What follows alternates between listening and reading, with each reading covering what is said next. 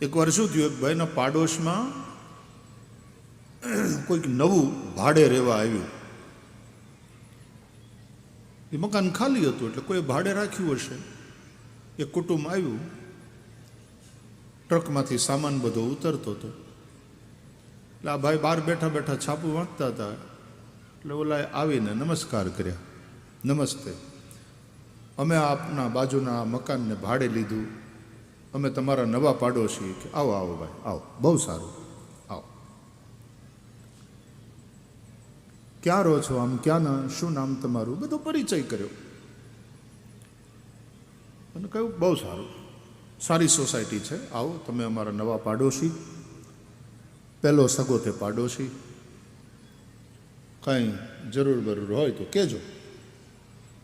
તો લોકો છે ને જરૂર છે, અને પહેલો સગો એ પાડોશી, એટલા માટે સીધો હજી તો સામાન ઉતરે છે ને તમારી પાસે આવ્યો.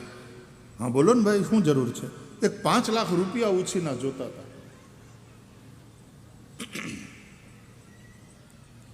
એટલે આણે કહ્યું કે ભાઈ હજી સામાન હજી પૂરો ઉતર્યો નથી, અને પહેલો સગો પાડોશી એ નાતે આ 5 લાખ રૂપિયા સીધા ઉછીના માગે. એટલે આણે કહ્યું કે બેસો, ચા પાણી પીવો, આજે રાતના રસોઈ બસોઈના અંતે બધું અમારે ત્યાં જમજો. તો કે તો બધો બરાબર, 5 લાખ રૂપિયા જોઈએ ઉછીના, બહુ જરૂર છે. એટલે આણે ચોખ્ખું કીધું કે જો ભાઈ, ગોળ ગોળ ફેરવીને હું વાત નહીં કરું, સીધી વાત. તમે હજી હમણાં જ આવ્યા છો, આપણે કોઈ પરિચય નથી, હું તમને ઓળખતો નથી. 5 લાખ રૂપિયા નથી એમ ખોટું નહીં બોલું, પણ હું તમને આપીશ નહીં, કારણ કે હું તમને ઓળખતો નથી. આપણે થોડો સમય જાય, એકબીજાને ઓળખીએ, પછી વાત જુદી છે. એમ આવ્યા ભેગા હજી તો પૂરો સામાન નથી ઉતર્યો અને તમે 5 લાખ રૂપિયા માગો ઉછીના, હું નહીં આપું. એટલે ઓલો રડવા માંડ્યો. એ કે ભાઈ માફ કરજો, તમે આમ ખોટું નહીં લગાડો, દુઃખ નહીં લગાડો, હું સમજુ છું તમારે બહુ જરૂર હશે, પણ હું તમને ઓળખતો નથી, કેવી રીતે 5 લાખ રૂપિયા આપી દઉં? એટલે કે એમ નહીં, હું એટલા માટે રડું, મારા ભાગ્યને રડું છું. કેમ? કે તમે મને ઓળખતા નથી એટલે આપવાની ના પાડી. આના પહેલાં હું જ્યાં રહેતો હતો ને એ ગામમાં મને કોઈ દેતું નહોતું. બધા એમ કહેતા હતા કે અમે તને ઓળખીએ.